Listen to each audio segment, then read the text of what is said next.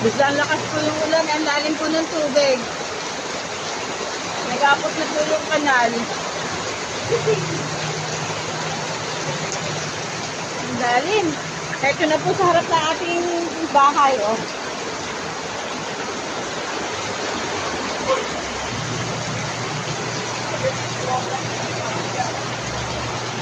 Napakalakas po. Ang init-init ng panahon, biglang lumakas ang ulan. Ayan, nagliliwa ng mga bata. Ayan na, pumasok na sa atin. Oh. Nasa ilalim na po ng lamesa. Lumagpas na. Ito na sa pinto.